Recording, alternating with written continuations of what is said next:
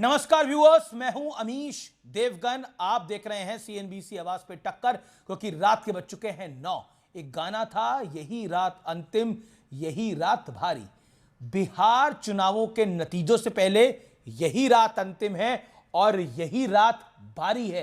क्यों, कैसे, उसकी पूरी कहानी मैं आपको बताऊंगा, क्योंकि लोकतंत्र में धमकी तंत्र की सियासत चल रही है। क्यों, कैसे और कब चल रही है, सीएनबीसी आवाज के टक्कर के गुरुवार एडिशन, थर्सडे एडिशन में आज इसी पर बात होगी। चुनावों के नतीजों से कुछ घंटे पहले सीएनबीसी आवाज का टक्कर आज जोरदार होगा।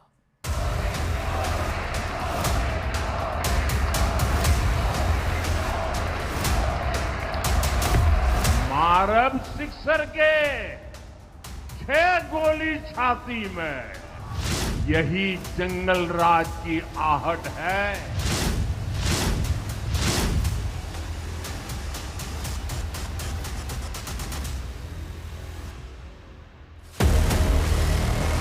बिहार में नतीजों के एक दिन पहले की रात बहुत भारी है।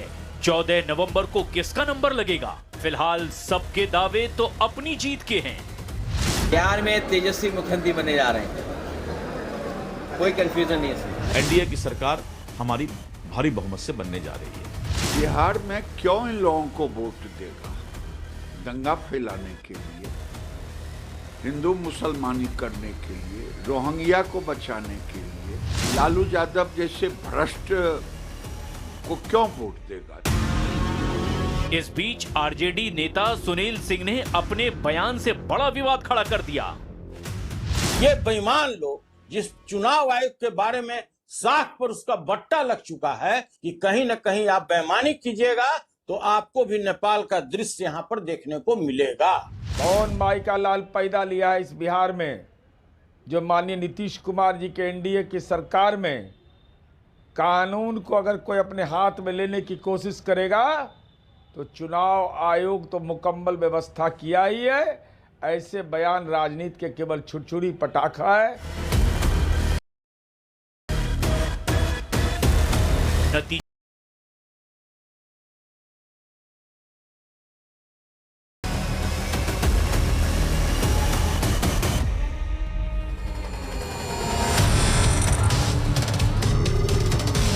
इस बीच सासाराम समेत कई जगहों पर ईवीएम की सुरक्षा को लेकर हंगामा हुआ। कहा गया ट्रकों में रखकर नकली ईवीएम स्ट्रांग रूम पहुंचाए जा रहे हैं। हालांकि जांच में दावे सही साबित नहीं हुए। तो ईवीएम से भरा हुआ ट्रक घुसने की जो सूचना थी वो असत्य था। सारे डब्बे खाली पाए गए। लेकिन सबसे बड़ा सवाल है, अगर जीत सही है तो हार पर बवाल की धमकी क्यों? नेपाल वाली धमकी देकर कैसे बचेगा लोकतंत्र?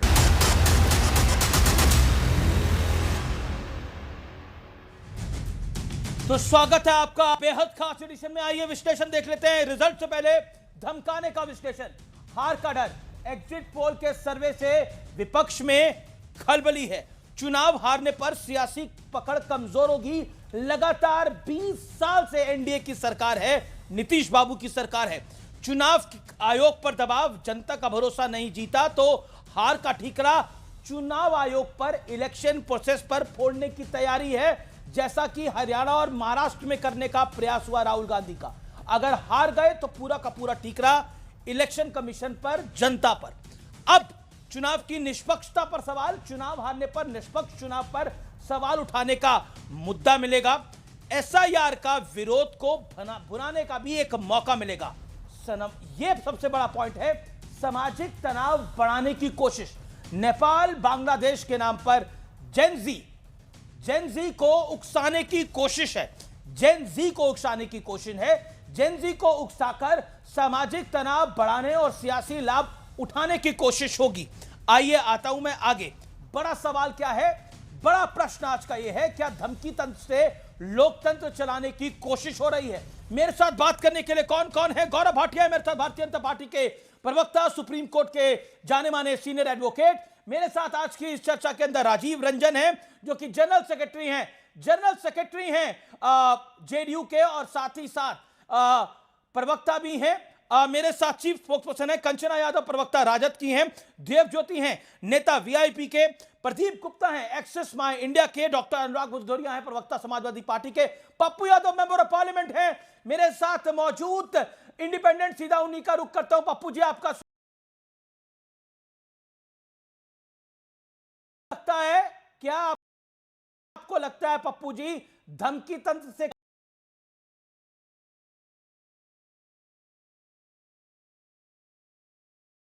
तैयार भी दर्ज हो गई है कुछ मिनट पहले? देखिए, एक बात समझिए, मेरी बात गौर से, कि लगातार बक्सा का ट्रक का पकड़ाना, आप हमेशा ना संवेदनशील बात मत करिए भैया, मैं आपसे रिक्वेस्ट करूंगा। चुनाव हार जीत लोकतंत्र में लगा रहता है। नीतीश कुमार जी को अंतिम पारी बेचारी वो खेल रहे हैं, दया उन पर कृपा है। 65% महिलाओं के आड़ में जो भी करना हो ऐसा अपना बीजेपी बोल ही रही है, और कोई 108, कोई 95, कोई 99, कोई 96 दे ही रहा है। और अगले बार भी एग्जिट पोल क्या कहा था बिहार के बारे में, 9 सीट चोरी करके 5 साल रह गए। उसके बाद हरियाणा के बारे में क्या बात हुई थी, लोकसभा में सारे एग्जिट पोलों ने 250, 300, 350, तो मेरा उस पर नहीं जाना है, हम उस सब पर विवाद नहीं करेंगे। देखिए, अपने लोगों की अफजाई करने के लिए कोई भी आदमी जब इस तरह का वातावरण बनता है तो ये बात लोगों के एक सेंटीमेंट में ठीक है कि हम कोई कोई बात होगी, इस तरह का होगा तो खून की नदियां बहा देंगे, ऐसा कर देंगे, कोई एक नई बात नहीं है। जब किसी जात कौम धर्म को आप हरामी कहते हो, कट्टा बम बारूद गाली गलौज करते हो, तब आप मुद्दा नहीं बनाते हो। जब आप जेबर भैंस गाय कुत्ता बिल्ली करते हो तब वो बात नहीं होती। मैं कुत्ता बिल्ली की बात ही नहीं कर रहा। अगर उन्होंने बोला जेडीयू के, एक सेकेंड, जो एमएलसी ने बोला, और मैं बता रहा हूं एमएलसी ने बोला अगर गड़बड़ हुई तो बिहार बांग्लादेश और नेपाल बन जाएगा। मतलब ये तो धमकी की कोशिश है ना। एमएलसी की राजद के बाकायदा प्रेस कॉन्फ्रेंस करके करा गया। नहीं, मेरी बात समझिए कि संदर्भ देखिए, प्रोस्पेक्ट देखिए, और आप उसकी फीलिंग देखिए कि वो क्या कर रहे हैं। मैं मानता हूं कि बड़ी खबर पटना में एमएलसी के खिलाफ, सुनील सिंह जो कि राजद के एमएलसी हैं, उनके खिलाफ एफआईआर दर्ज की गई है। डीजीपी के आदेश के बाद एफआईआर बाकायदा दर्ज करी गई है। प्रेस कॉन्फ्रेंस करी तो, और उन्होंने कहा था गड़बड़ हुई तो नेपाल बांग्लादेश बनाएंगे। पप्पू यादव, आपका रिएक्शन? अब तो एफआईआर तक दर्ज कर दी गई है, जवाब? भैया, जिसकी लाठी उसकी भैंस, एफआईआर और ये सारी चीज़ें, इनको पीएम पर एफआईआर नहीं होगा, अन लोगों पर एफआईआर नहीं होगा, कॉमन मैन पर। तो पीएम ने बोला थोड़ी है पप्पू जी, शब्द के पप्पू जी, पीएम साहब ने थोड़ी बोला है कि मैं बिहार को नेपाल और बांग्लादेश बना दूंगा। पीएम साहब ने बोला है क्या? भैया मेरी बात सुनिए ना। मैं तो सुन ही रहा हूं। गिरिराज ने तो हरामी कहा, किसी ने तो कुछ कहा, गिरिराज ने तो हरामी कहा। सर, पीएम तो कट्टा बम बारूद और जाति की बात कर देते हैं।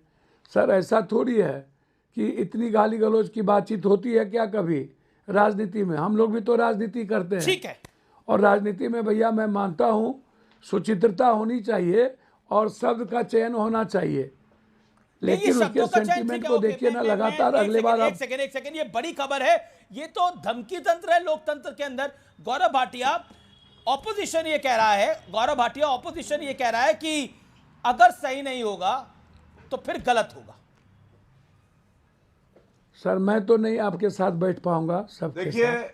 गौरव भाटिया जी, सबसे पहले तो एक सेकंड पप्पू जी, 40 सेकंड रुकिए आप। गौरव भाटिया बोल रहे हैं, फिर आप बोलिएगा। एक सेकंड। एनडीए की सरकार पुनः बनेगी और बेहतरीन प्रदर्शन हम करेंगे, क्योंकि बिहार की जनता भी कह रही है विकास चाहिए, बकवास नहीं। और मैं सुन रहा था पप्पू यादव जी को, मुझे शर्म आ रही थी। उनके मुंह से क्या निकला? एक बार उन्होंने ये नहीं कहा कि हमारा लोकतंत्र मजबूत है, बल्कि जो आरजेडी के एमएलसी हैं सुनील सिंह, उनके लिए इन्होंने कहा इसमें गलत ही क्या है? अरे क्यों नहीं निंदा करोगे? चुनाव लड़ते हो, कर्नाटका जीते, तेलंगाना जीते, हिमाचल जीते, ईवीएम अच्छी है, इलेक्शन कमीशन अच्छा है, लेकिन इनको पता है कि राहुल गांधी और तेजस्वी के नेतृत्व में वंशवादी भी, भ्रष्टाचारी भी और सांप्रदायिक राजनीति भी करते हैं। ये चुनाव हार रहे हैं, तो ठीकरा कहाँ फोड़े? तो यही फोड़े। और पप्पू जी, मैं आपसे कहता हूं, बर्बादे कांग्रेस करने को एक ही पप्पू काफी था। यहां हर शाख पे पप्पू बैठा है, अंजामे कांग्रेस क्या होगा ये जनता कह रही है। और आखिरी चुनाव राहुल गांधी का ना हो। अभी शकील अहमद कांग्रेस के वरिष्ठ नेता हैं, जी गौरव क्यों दिया? उन्होंने यही कहा कि कांग्रेस पार्टी जो अब नेतृत्व है वो काम करने लायक नहीं रही है। अरे जंगल राज की वापसी आप करवाना चाहते हैं, कट्टे लहराना चाहते हैं। बिहार विकास के रास्ते में आगे बढ़ रहा है। अब बात होगी महिला सशक्तिकरण की। इनका एमवाय अमीश जी है मुस्लिम और यादव, और हमारा एमवाय है महिला और युवा। और कल आप देखिएगा, पप्पू चाहे ये वाले हों चाहे दूसरे दिल्ली वाले हों जो कोलंबिया में थे 58 दिन तक गायब। ठीक है Gaurav, you made your point, Gaurav you made your point. Pappu Yadav की बारी है। पप्पू यादव, बीजेपी और एनडीए कह रहा है कि आपको हारना ही है क्योंकि मेहनत आपने करी नहीं है। भैया सुनिए, अब नीतीश जी की कृपा पर मैं इनके बारे में कुछ नहीं कहूँगा। इनके पहलगाम, पुलवामा से लेकर के दिल्ली ब्लास्ट तक इतने कायर जो प्राइम मिनिस्टर एक चीनी मिल नहीं लगवा सके हों, और जब भी जाते हो तो वो मोबाइल की बात, वो रील्स की बात, जो रील्स बच्चे बनाते हैं, वो 20 साल पहले, 20 साल में गुंडा राज, इंस्पेक्टर राज, भ्रष्टाचार राज, ये तो नीतीश जी की असीम कृपा समझिए। इनको देखिएगा इस बार जदयू से कम वोट सीट आएगी, तो मेरा उस पर नहीं जाना। इनके तरह पप्पू ये वो प्राइम मिनिस्टर का मैं रिस्पेक्ट करता हूँ, हेमंत जी का भी। पहले सुनिए, पहले अभी पूछ रहा हूँ आपसे सवाल। एक मिनट सुनिए ना भैया, फिर वही बात। भैया मेरी बात सुनिए, मैं पूछ रहा हूँ भैया, क्यों शर्मा रहे हैं? अच्छा नहीं लगता है भैया, हम रखा है क्या? एक सेकंड, एक करके बोले, एक करके बोले, गौरव भाटिया वो आपके बीच में नहीं बोले। Have some patience. नहीं, तब मैं गौरव जी, नहीं तो क्या मैं सवाल नहीं गौरव जी आप बोलिए, पूछिए, आप अपने टर्न पे पूछिए ना गौरव भाटिया। गौरव भाटिया एक सेकंड अपने टर्न पे पूछिए। पप्पू यादव बीच में नहीं बोले हैं कि ये पप्पू पार्टी की सीटें कितनी आएंगी। भैया मेरी बात आप समझिए। भैया मैं आपको बहुत क्लियर कह देना चाहता हूँ, हमसे कोई भूल हुई, हम लोगों ने कैंप को लेट से शुरू किया। नीतीश कुमार जी ने अंतिम में सभी विधानसभा में 40,000 30,000 कह रहे कि हमने हर महिलाओं को दे दिया। ये माय की बात करते हैं, हम पान हैं, ततमा हैं, शर्मा हैं, अत्यंत पिछड़ी जाति, हम अम्बेडकरवादी, राम जाति, हम अपर कास्ट में भी ललित नारायण मिश्रा जी के पोते, केदार पांडे जी के पोते, हमने 11 ऊंची जात को टिकट दिया है। हमको ये ना ज्ञान दें प्लीज़।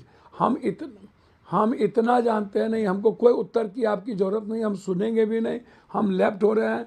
मैं सिर्फ इतना कहना चाहूँगा कि बीजेपी कभी जिंदगी में, सर बीजेपी सुनिए ना, फिर देखिए ये क्या बकबक कर रहे हैं, दाग देते हैं। भैया मैं एक बात आपको बता देना चाहता हूं, अगर आपकी बात सुन रहा हूं तो इनको भाषा की चर्चा है, आप कह रहे हैं हम सुनेंगे। ये भाषा की, इसको भाषा की मर्यादा बोलिए, ठीक रखने, बताइए। ये भाषा की मर्यादा बोलिए, इनको ठीक रखने। पप्पू जी आप अपनी बात को कंप्लीट करिए, फिर गौरव भाटिया बोलेंगे 40 सेकंड। आप अपनी बात को कंप्लीट करिए पप्पू जी, 10 सेकंड।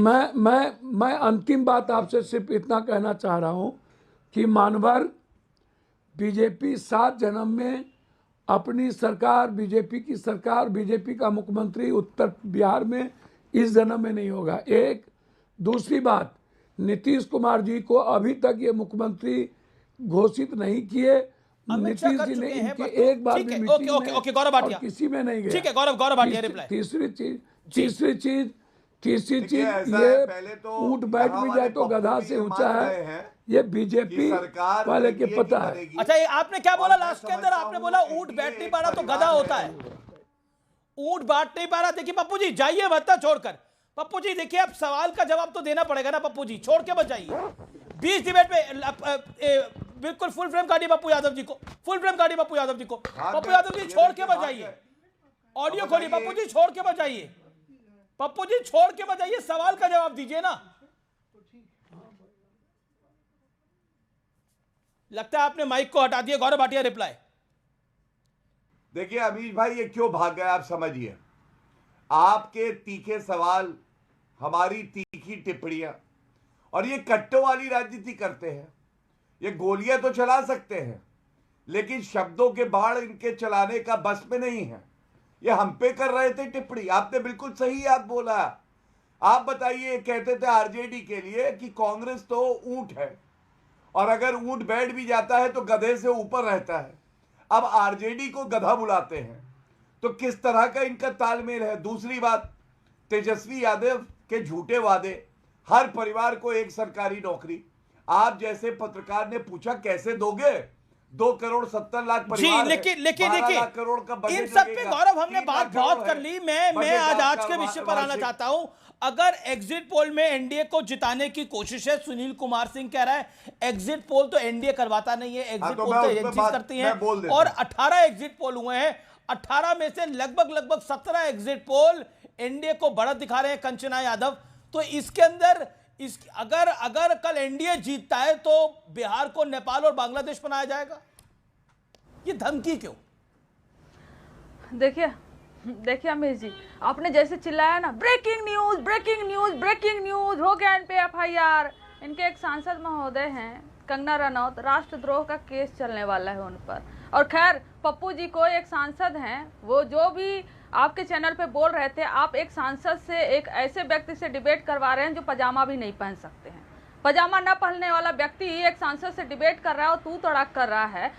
मुझे ये शोभा नहीं दिया। तो अगर वो उठकर चले गए, अपने शान में उठकर चले गए तो बेहतर किए। हम पहले ही सोच रहे थे कि आखिर में ऐसे पजामा न पहनने वाले व्यक्ति के साथ एक सांसद डिबेट कैसे कर सकता है। खैर छोड़िए उस पर, बात आते हैं बिहार पर। बिहार में आपने देखा, एफआईआर कर दें, अरे कितने पे करेंगे एफआईआर? सब पे करेंगे, पूरे बिहार पर करेंगे एफआईआर। सासाराम में 8 बजे ट्रक गया, स्ट्रांग रूम में 8 बजे गया, शाम में निकला सुबह 3 बजे। आप बताइए ना, इस पर जवाब क्यों नहीं दे रही हैं डीएम साहिबा कि इतने रात तक क्या कर रहा था, इतने रात तक क्या कर रहा था, और किससे परमिशन लिया था, और किस लिए गया हुआ था। और जब जो ट्रक का ड्राइवर है वो तो फरार है, उसके बारे में पता भी नहीं है। तो गोल गोल घुमाने से जो है जवाब नहीं मिल जाएगा। हाँ ठीक है, ईवीएम उस पर आएगा काउंटिंग के बाद, लेकिन बस सासाराम में ही। और जो 46 जो काउंटिंग सेंटर बने हुए हैं वहां पर ईवीएम नहीं जाएगा। एक ही जगह बस पेटी आप भेज रहे हैं कि वहीं का ईवीएम बस निकलेगा वहां से। आप मुझे सुन पा रहे हैं क्या?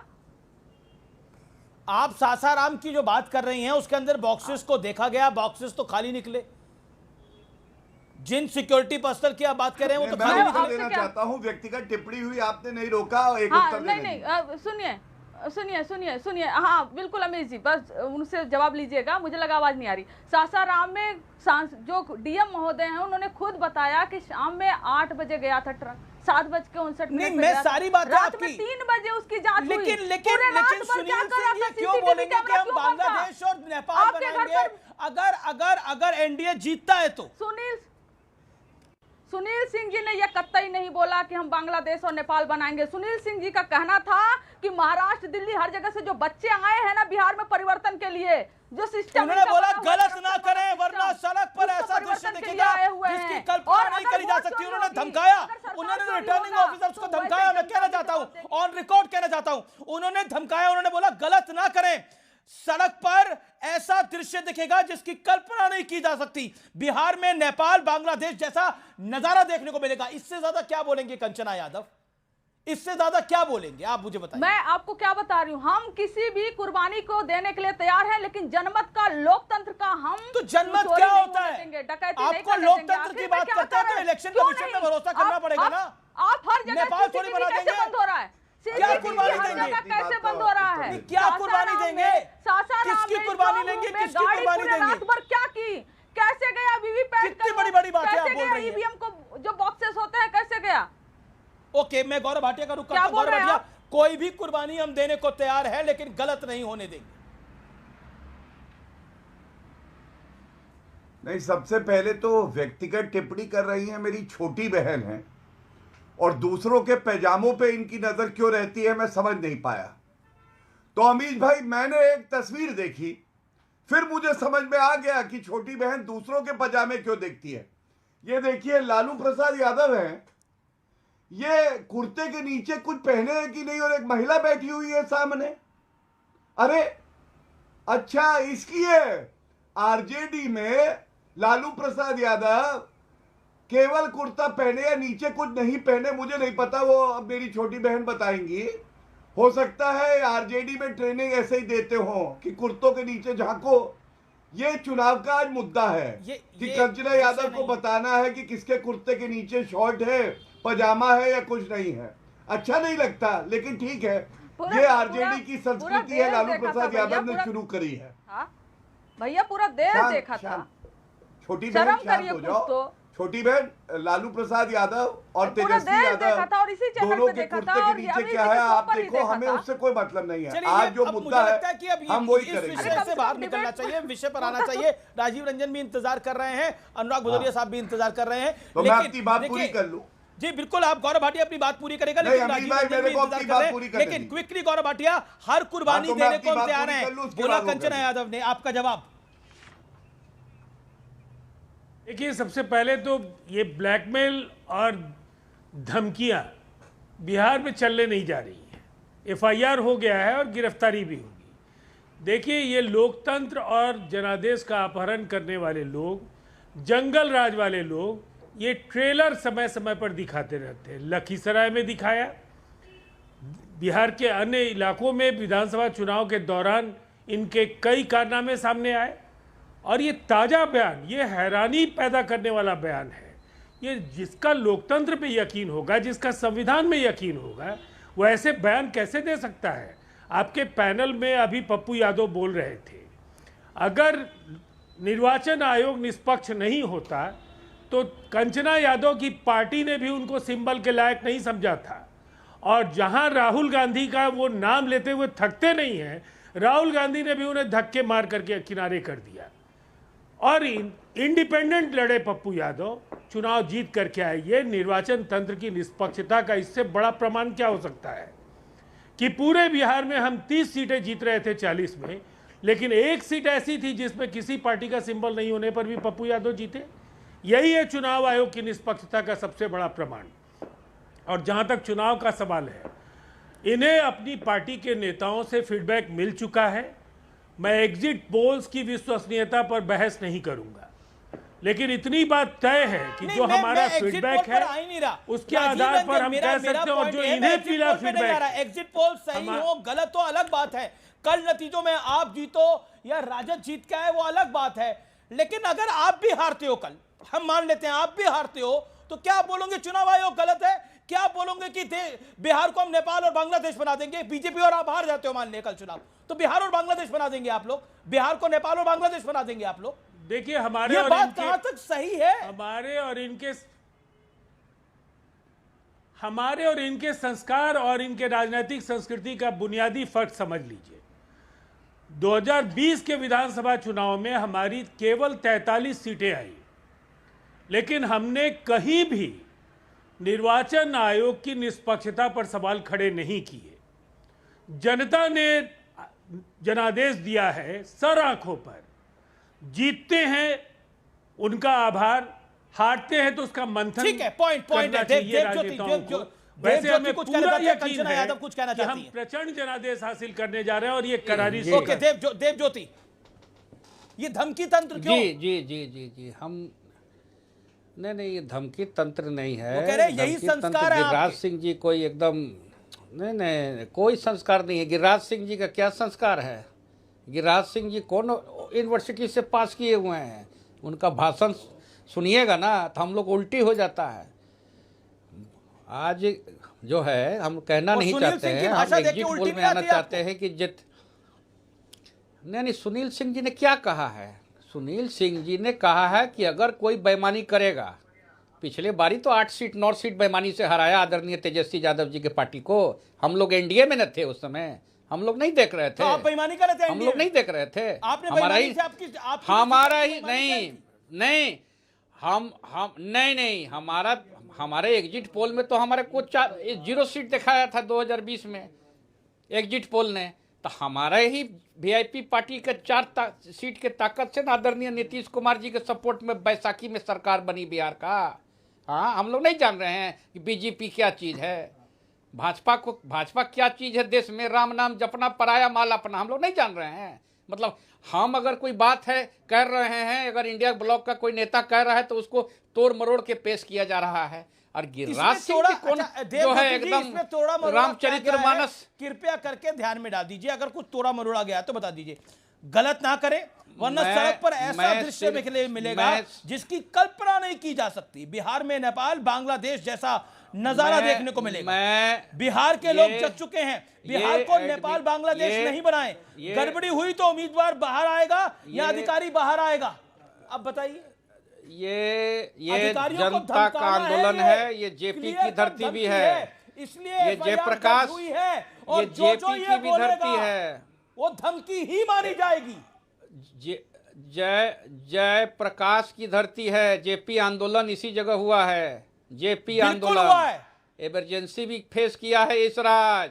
लेकिन अगर कोई अधिकारी बेईमानी करते हुए पाया जाएगा, और ये धमकी नहीं है, एनडीए का डीएनए हम जानते हैं क्या? ओके, राजीव रंजन झा। देखिए, अब सवाल इस तरह के जो बेसुरे सुर है ना, जनता ने उनको ठीक कर दिया है। जनता का जनादेश उसको ये समझ चुके हैं, इन्हें भी फीडबैक मिल चुका है कि एक बड़ी हार और एक ऐसी शिकस्त जिसको ये झेल नहीं पाएंगे, वो इनके मत्थे कल लगने जा रही है। देखिए, जब जनादेश आप जनता का आशीर्वाद समझते हैं तो हार या जीत दोनों स्थितियों में आपको इतना उत्तेजित नहीं होना चाहिए। आपके भरोसे का आधार जनता है और जनता ने तय कर लिया कि आपको मौका नहीं मिलेगा, इसलिए कि आपसे जो गलतियां हुई हैं उसका दोहराव, इतिहास का दोहराव बिहार की जनता नहीं चाहती। एक ऐसी सरकार जिसने नौकरियां दी, रोजगार दिया। क्या आपको लगता है ये धमकी नहीं है? 50 सेकंड। देन गौरव भाटिया। देखिए, मैं आपकी बात से सहमत हूं। समाज के खिलाफ अगर कोई बात करता है तो बीजेपी की सरकार है भैया, फट से एफआईआर हो जाती है। विजय शाह पे तो हो जानी चाहिए थी ना। ब्रेकिंग न्यूज तो आपने नहीं बनाई अमीश जी कि विजय शाह जिसने सूफिया कुरैशी हमारे देश की एक बहादुर सैनिक को आतंकवादी की बहन बोला, उस पर एफआईआर हो गई। चल रहा है, कमाल कोर्ट में मामला चल रहा है, कहां विजय शाह आ गया? आप भागने लगे जैसी बीजेपी फंसी वैसे भागने लगे। कमाल की बात है अमीश जी, आपको भी, आप भी महान है वैसे। हमने क्या कोई गलत बोला क्या? लेकिन मैं जानता हूं अच्छे से। सुनिए, मैं आपसे पूछ रहा हूं, ये धमकी नहीं है तो क्या है? सुनील कुमार सिंह ने धमकी नहीं दी तो क्या दिया है? अरे मैंने कहा कि इस देश के अंदर में कोई भी अगर ऐसी बातें करता है तो एफआईआर होना। तो फिर सूफिया कुरैशी पे जब बोला था विजय शाह पे एफआईआर हुई क्या? जाखड़ा ने जिसने बोला था कि वो वीरांगना का भाव नहीं था, जो हमारी 26 बहनों का सिंदूर उजड़ा, एफआईआर हुई क्या? हुआ तो क्या हुआ? क्या हुआ अभी तक बताइए ना, क्या हुआ एफआईआर में? क्या हुआ? निकाला क्या पार्टी से? पठानिया जिसने क्या बोला था, पठानिया विधायक ने, एक मिनट से, पठानिया, अरे आप तो बीजेपी के प्रवक्ता से चिल्लाने लगते हैं भाई। मैं अपनी बात कर रहा हूं, आपको क्यों दर्द होने लगता है? दर्द बीजेपी को होगा, दर्द आपको होने लगता है। अरे आप तो एंकर हैं, मुझे बोलने दीजिए। आप परेशान हो जाते हो भाई, मुझे तो धन दो प्रभु, आप क्यों परेशान हो जाते हो? आप तो इतने ईमानदार पत्रकार हैं और आप परेशान हो जाते हैं। परेशान आप बराबर की बात करने लगते हैं। हमारा आपका झगड़ा थोड़ी है। अरे प्रभु, झगड़ा मेरा बीजेपी से मतभेद है विचारों का, आपसे नहीं है। आप क्यों बीच में आ जाते हैं? मेरा निवेदन है विषय पे रहिए। तो मुझे बोलने दीजिए। तो विषय पे हूं मैं, इसीलिए मैं एफआईआर पे बात हो रही, तो एफआईआर पे बोल रहा हूं मैं। पठानिया जी इनके विधायक से जिन्होंने आर्मी के लिए क्या बोला था, एयरफोर्स के लिए निकम्मे बोला था ना, क्या उनके ऊपर एफआईआर हुई? नहीं हुई ना। तो सवाल ये उठता है कि आपने सुनील सिंह पे एफआईआर की, अच्छी बात है, समाज के अंदर किसी ने गलत बोला, आपने एफआईआर की। लेकिन भारतीय जनता पार्टी के नेता देश के खिलाफ बोल देंगे, सेना के खिलाफ बोल देंगे, समाज के खिलाफ बोल देंगे, एफआईआर नहीं होती है। इस बात में सवाल उठा रहा हूं। दूसरी बात, जहां तक कि देखो, मैं कंचना जी, मैं आपसे भी कह रहा हूं, आजकल जब आर पार शुरू होता है, एक प्रवक्ता जैसे ही आता है, लोग 5 मिनट टीवी बंद कर देते हैं, 5 मिनट बाद देख लेते हैं, सही तरह से कपड़े पहने तब ऑन करते हैं। ओके गौरव भाटिया, इसलिए आप नो कंचना पर्सनल जी से थिंग। बुरा ओके मत गौरव मानिए, भाटिया, गौरव आजकल भाटिया सब लोग रिप्लाई। 5 मिनट ऑफ कर देते हैं टीवी, गौरव भाटिया, 5 प्रदीप मिनट गुप्ता बाद also ऑन करते joins हैं me. कि प्रदीप भाई गुप्ता विशेष also joins प्रवक्ता me. हैं जो पतलून पहनना भूल Axis जाते My India हैं। की। ओके ओके गौरव उसके भाटिया, बाद reply to Anurag Bhadauria. Anurag Bhadauria audio is down. Okay Gaurav ji. देखिए, जब टूटी साइकिल के प्रवक्ता आते हैं ना हरा कुर्ता पहन के, तो लोग अपना टीवी तोड़ देते हैं, क्योंकि वो जानते हैं कि ये कपड़े भी नहीं पहनेंगे और वैसे भी नंगे हैं। और मैं तो इनसे इतना कहूंगा, आज आए हैं बिहार में, इनकी सीटें कितनी आ रही हैं? अरे अच्छा, ये तो सीटें लड़े ही नहीं बेचारे, इनके पास तो एक भी सीट नहीं है। और देखिए अखिलेश यादव क्या बोल रहे थे, अखिलेश यादव बोल रहे थे बिहार में अगला मुख्यमंत्री तेजस्वी यादव बनेगा। जैसे उत्तर प्रदेश में 2022 में अखिलेश यादव मुख्यमंत्री बन रहे थे, कह रहे थे 300 सीटें आएंगी, ये मेरे हाथ में है उनका बयान, और आई कितनी हम सबने देखा। तो ये टूटी साइकिल के बस का नहीं है। ये लोग क्या करेंगे? आतंकियों के साथ खड़े रहेंगे, ये खड़े रहेंगे जितने घुसपैठिए हैं उनके साथ। अरे आज मुद्दा ये है कि एनडीए 5 पांडवों की तरह धर्म के रास्ते पे चलते हुए अगली सरकार बना रही है। और कल ये जो हरे कुर्ते वाले नंगे प्रवक्ता घूम रहे हैं टूटी साइकिल में, बिना सीट के बीजेपी के नेताओं अखिलेश यादव अपने जूते उठवाता है, बता दीजिए। ये लोग कल दिखाई नहीं देंगे, घुसपैठिए चले गए हैं। अरे तुम कौन हो? 2 कौड़ी की तुम्हारी हैसियत, कितनी सीटें लड़ रहे हो बताओ? तुम बताओ कितनी सीटें लड़ रहे हो बिहार में? तुम्हारी औकात क्या है? जहां से तुम लोग निकलते हो लोग थूकते हैं, मालूम है तुम्हें? तुम्हारे ऊपर लोग थूकते हैं, और मैंने तो देखा है थूक के कहते हैं थूक में भी खराब हो गए। तुम्हारे जैसे लोगों को देख करने लग गए, आ गए ना। अरे तुम्हारी कितनी सीटें आएंगी बताओ? भाषा ठीक करिए आप लोग। भाषा नहीं आती। अरे भगोड़े कहीं के, भगोड़े कपड़े पहन के बैठे। एक बार ये अनुराग भदौरिया चुनाव में निकले थे, तो एकदम जब पता चला तो आपकी भाषा भी बारिश हो रही है, तो लोगों ने बताया जनता थूक रही है तुम पे, जमाने जब्त हो गए बेचारे की। हो गया, ठीक है ठीक है। Okay Kanchana Yadav wants to say something, Pradeep Gupta wants to say something. Pradeep Gupta, आपने कल एग्जिट पोल क्या करा? एमएलसी आरजेडी के कह रहे हैं कि एग्जिट पोल में एनडीए को जिताने की कोशिश है। बिहार के लोग जग चुके हैं, अगर बिहार को नेपाल और बांग्लादेश नहीं बनाए और अगर कहीं गलती होती है तो बिहार में नेपाल और बांग्लादेश जैसा नजारा दिखेगा जिसने किसी की कल्पना भी नहीं करी होगी। बताइए कल एग्जिट पोल आपने क्यों दिखाया? ये तो लॉ एंड ऑर्डर की दिक्कत हो गई है।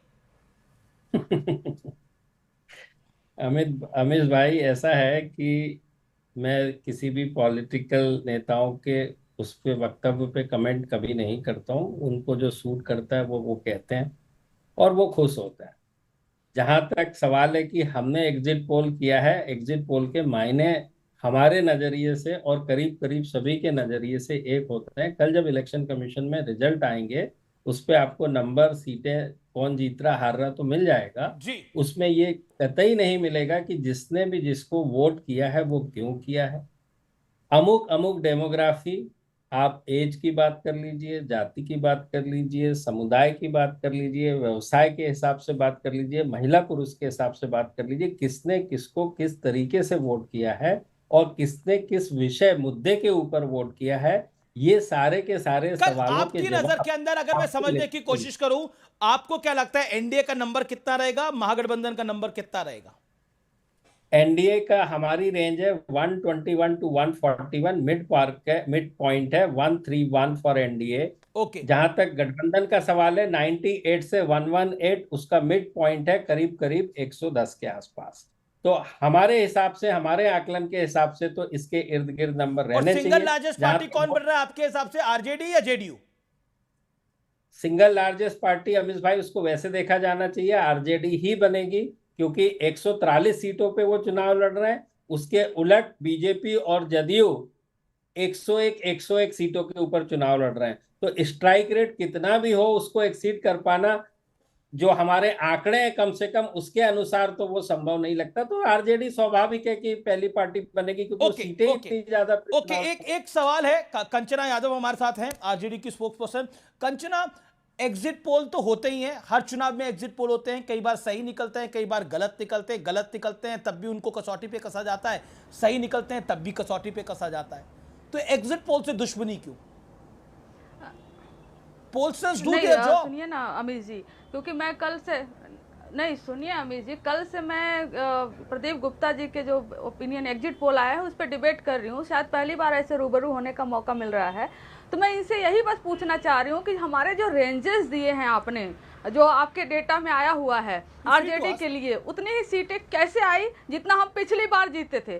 कांग्रेस के लिए रेंज उतना ही है जितना कांग्रेस पिछली बार जीती थी, और सीपीआईएमएल के लिए भी रेंज उतना ही है जितना उसने पिछली बार जीती थी। अच्छा सवाल। और एनडीए में जब थे मुकेश सहनी जी, उनका रेंज उतना ही है 3 से 5 जितना वो पिछली बार जीते थे। तो क्या ये बहुत ज्यादा संतुलन बनाने के चक्कर में तो आपने ऐसा नहीं दिया? हमारा कोई आपसे दुश्मनी नहीं है, बस मेरा एक क्वेश्चन है। नहीं, दुश्मनी किसी के लिए सवाल है, स्वाभाविक है, सवाल है, अच्छा सवाल है। किसी से नहीं हो सकता। देखिए कल रिजल्ट आ जाएगा 14 को। बिल्कुल, कल सुबह 7 बजे से हम यहीं बैठे होंगे और लगातार पूरा दिन बैठे रहेंगे। ओके प्रदीप गुप्ता। कंचना जी आपने बहुत वाजिब सवाल किए हैं, बहुत अच्छे सवाल हैं। अब मैं कोशिश करता हूं उसके जवाब देने की। देखिए, हम जब पिछले बार की बात कही आपने, पिछले बार से उसको कंपेयर करने की कोशिश की, तो आप ये देखिए राजनीतिक परिदृश्य पिछले बार और आज के समय में क्या है।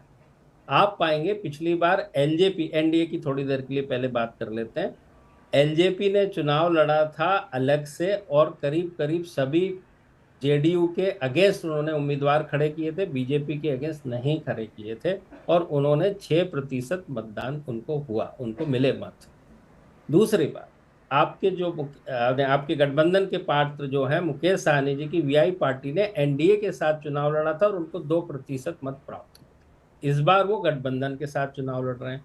अब हुआ ये है कि ये जो अर्थमेटिक, आपका ही जवाब देने की कोशिश कर रहा हूं मैं। जी 6% वहां जुड़ गए, जिसमें 2% मुकेश सहनी जी लेके चले गए, तो 4 बचे प्लस एनडीए के पास। अब हुआ यह है कि इस बार प्रशांत किशोर की नई पार्टी आई, जिसको हमारे पोल में 4% मिलते दिख रहे हैं। उस 4% में से भी 75% वोट जो है ऊंची जाति के उनको मिलते जुल रहे हैं, जो कि एनडीए का वोट होता है, जो कि 3 पॉइंट जो है एनडीए से वो लेके जा रहे हैं, और 1 पॉइंट जो उनका आ रहा है, आधा आ रहा है महागठबंधन के तरफ से और आधा आ रहा है जो अन्य लोग चुनाव लड़े थे, जिनका की मत शेयर करीब 18% था, 6 अलग कर दीजिए एलजेपी का, तो वो उसको वहां से मिल रहा है। तो कुल मिला के लब्बो-लबाद ये हुआ कि नेट जो है गेन एनडीए को करीब 1% का होता हुआ दिख रहा है, और बाकी स्थिति करीब वहां के आसपास रहते दिख रही है, जो कि आपको सीटों के लिहाज से नजर है।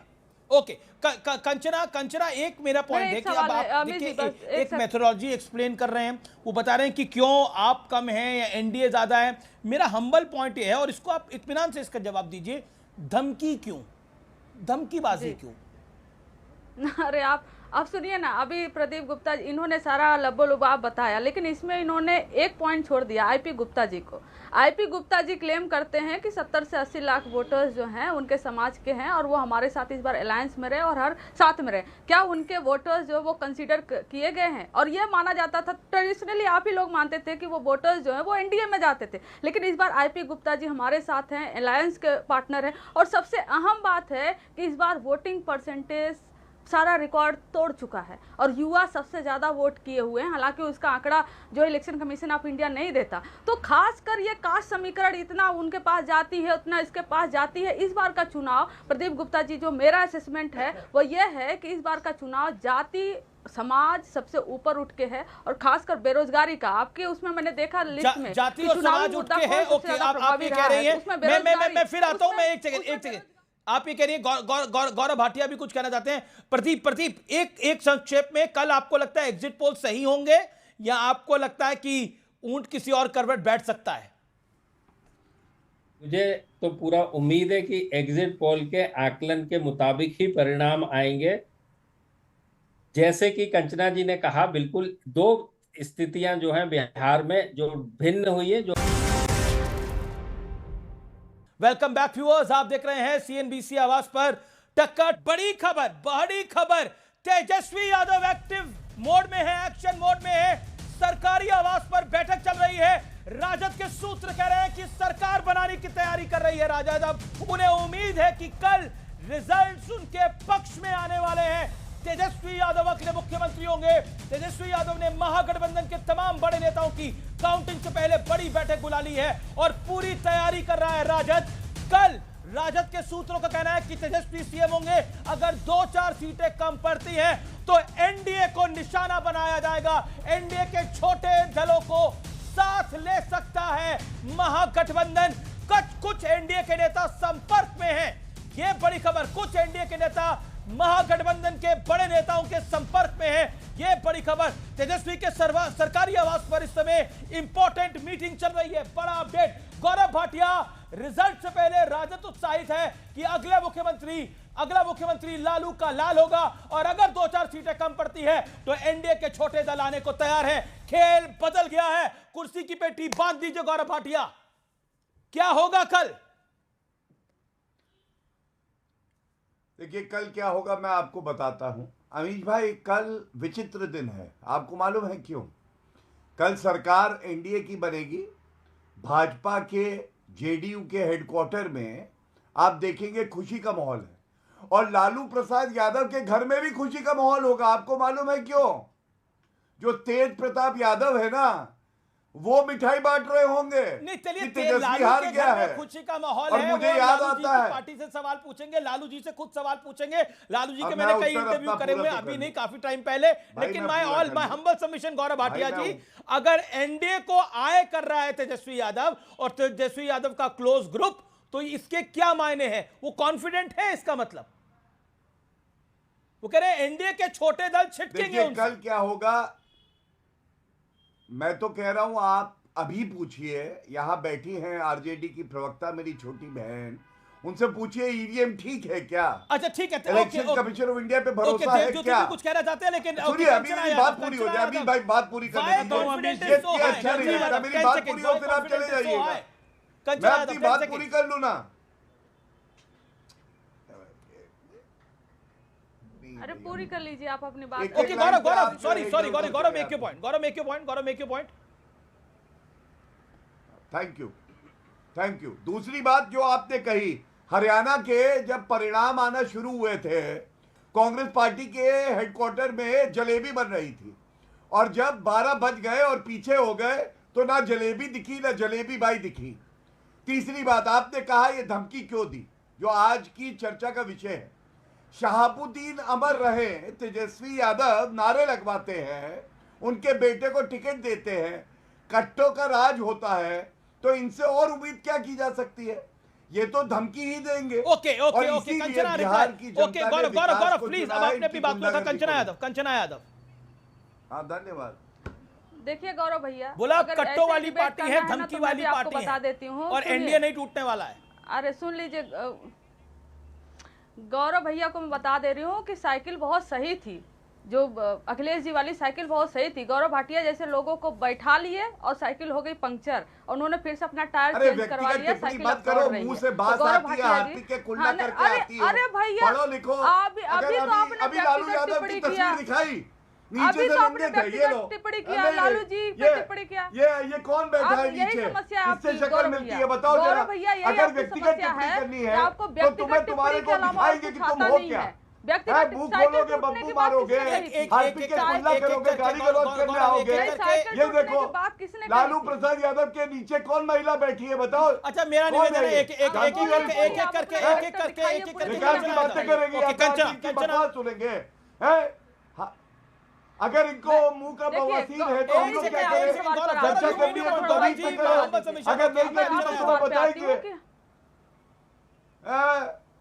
छोटी बहन कह रहे हैं तो इनको ऐसा लग रहा है कि व्यक्तिगत कोई ना हो। मेरा निवेदन है कंचना यादव, आप अपनी बात किसी भी पार्टी की, किसी भी कैंडिडेट की, किसी भी विधायक की एनडीए से जरूरत नहीं है। महागठबंधन अपने आप में इतना मजबूत है, सरकार बनाने वाली है कल। और इसीलिए तो देखिए ना, पूरे चुनाव में बीजेपी वायलेंट रही है। मोकामा में क्या हत्याकांड हो गया, जगह जगह हत्याकांड हुआ, लेकिन ये भारतीय जनता पार्टी वाले सुधरेंगे नहीं। अभी देखिए हर जगह सीसीटीवी कैमरा बंद हो रहा है, राजीव रंजन वोट चोरी हो रही है। आरजेडी कह रही है खेल बदलने वाला है, नीतीश कल फॉर्मर सीएम हो जाएंगे। इनको बुलाइएगा जरूर, फॉर्मर सीएम हो जाएंगे, कल तेजस्वी होंगे अगले मुख्यमंत्री।